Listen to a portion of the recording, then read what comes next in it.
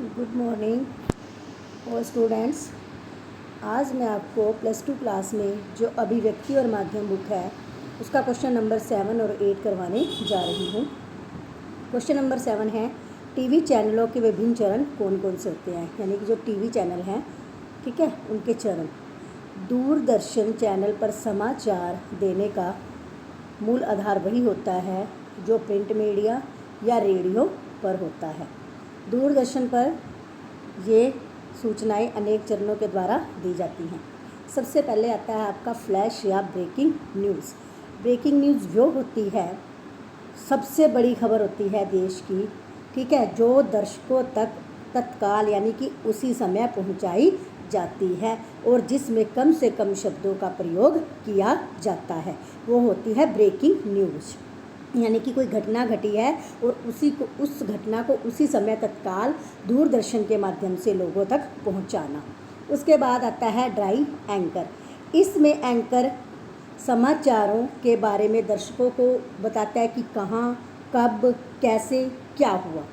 जब तक समाचार स्टूडियो में पहुंचते हैं तब तक एंकर संवाददाता से प्राप्त जानकारियों के आधार पर सूचनाएं पहुंचाता रहता है। फ़ोन इन। ड्राई एंकर के बाद फ़ोन इन द्वारा सभी समाचार दर्शकों तक पहुंचाए जाते हैं। इसमें एंकर संवाददाता दोनों फ़ोन के माध्यम से सूचनाएं इकट्ठी करते हैं और दर्शकों के तक पहुंचाते हैं। दर्शक वो खबरों को सुनते हैं। संवाददाता क्या होता है, वो घटनास्थल पर होता है और वहाँ से वो फ़ोन के माध्यम से अपनी जो खबरें हैं उनको एंकर तक पहुंचाता है और एंकर वो खबरें हमारे पास दूरदर्शन पे दर्शकों तक पहुंचाते हैं। उसके बाद आता है एंकर विजुअल। जब घटनाओं से संबंधित दृश्य यानी कि कोई घटना घट रही है और उसके दृश्य प्राप्त हो जाते हैं तब उन दृश्यों को खबरों के साथ साथ दूरदर्शन पर दिखाया जाता है, यानी कि जिसे दर्शक पढ़ भी सकते हैं, देख भी सकते हैं, सुन भी सकते हैं। इन खबरों के माध्यम से पहले सूचनाएं होती हैं और बाद में घटनाओं से संबंधित दृश्य भी दिखाए जाते हैं। उसके बाद आता है एंकर बाइट। एंकर बाइट का अर्थ है कथन, यानी कि जो टेलीविज़न माध्यम है उस पर इसका बाइट का बहुत अधिक महत्वपूर्ण योगदान होता है। किसी खबर को पुष्ट करना यानी कि कथन कहना, ठीक है, घटना के दृश्य दिखाए जाते हैं, उस घटना को कहा जाता है, ठीक है। इसमें घटना से जो भी संबंधित व्यक्ति है उसे कथन दिखाए व सुनाए जाते हैं। इसमें खबर जो होती है उसको बहुत अधिक महत्वपूर्ण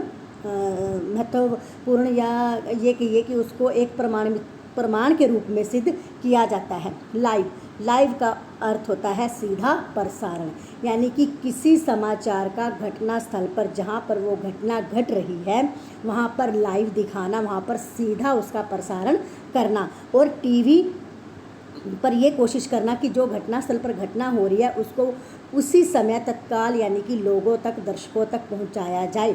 वहाँ पर संवाददाता और कैमरामैन वो अपनी OB वैन के साथ वहाँ होते हैं और उस घटना को दर्शकों तक पहुंचाते हैं। जैसे हमारा अब क्रिकेट है, मैच, फुटबॉल है, ऐसे मैचों का सीधा यानी कि लाइव प्रसारण किया जाता है। उसके बाद आता है एंकर पैकेज।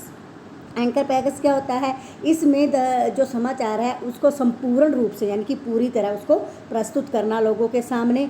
घटना से जुड़े लोगों के साथ ग्राफिक द्वारा सूचनाएं दी जाती हैं, यानी कि इनका माध्यम क्या है, इनका मेन उद्देश्य ये होता है कि लोगों तक देश की खबरों को पहुंचाना। तो इन सब बातों को देखा जाए तो जो टेलीविज़न लेखन तैयार किया जाता है उसमें दृश्यों का भी प्रयोग किया जाता है, कथन का भी प्रयोग किया जाता है, यानी कि ये दृश्य और कथन एक दूसरे से जुड़े होते हैं, उनका मतलब अर्थ दर्शकों को समझाया जाता है। उसके बाद है आपका क्वेश्चन नंबर 8वां, रेडियो और टेलीविज़न के समाचारों की भाषा और शैली पर प्रकाश डालिए। जो रेडियो और टेलीविज़न है इसका संबंध देश के प्रत्येक वर्ग से जुड़ा हुआ है। श्रोता चाहे शिक्षित है चाहे अशिक्षित है, वो किसी भी वर्ग का है, वो खबरों को सुनता है। यदि महानगरों में उच्च वर्ग, ठीक है, मध्यम वर्ग के लोग, ठीक है, देखते हैं इन खबरों को या सुनते हैं, तो मज़दूर या किसान लोग भी इन चीज़ों को देखते हैं और सुनते हैं। इसलिए रेडियो और टेलीविज़न की भाषा ऐसी होनी चाहिए जो हर एक वर्ग के लोगों को समझ आनी चाहिए। ये कोशिश करनी चाहिए कि हमेशा बोलचाल की भाषा का ही प्रयोग किया जाए ताकि हर एक व्यक्ति उस खबर को सुन सके, देख सके और अच्छी तरह उसको समझ सके। इसकी विशेषताएं क्या होती हैं कि भाषा सहज और सरल हो, ठीक है, वाक्य छोटे हों और स्पष्ट रूप से दिखाई देने चाहिए। तथा, अथवा, वह, किंतु, परंतु इन सब का अधिक प्रयोग ना कर इसके स्थान पर लेकिन या का प्रयोग करना चाहिए। मुहावरों का प्रयोग अवश्य किया जाना चाहिए, ठीक है। अपनी बात को एक वाक्य में ही समझाने की कोशिश करनी चाहिए। भाषा में प्रयुक्त वाक्यों से यह ना लगे कि कुछ टूट रहा है या कुछ छूट रहा है, ठीक है। इस प्रकार के शब्दों का प्रयोग किया जाए जो संदेह युक्त हों, यानी कि जिन शब्दों में किसी प्रकार का संदेह ना दिखाई दे रहा हो। प्रचलित यानी कि जो आम तौर पर बोलचाल की भाषा है, सहज शब्द हैं, उनका ज़्यादा प्रयोग करना चाहिए। तो ये बेटा आपके 2 क्वेश्चन हैं, इनको आपने राइट भी करना है और लर्न भी करना है। धन्यवाद।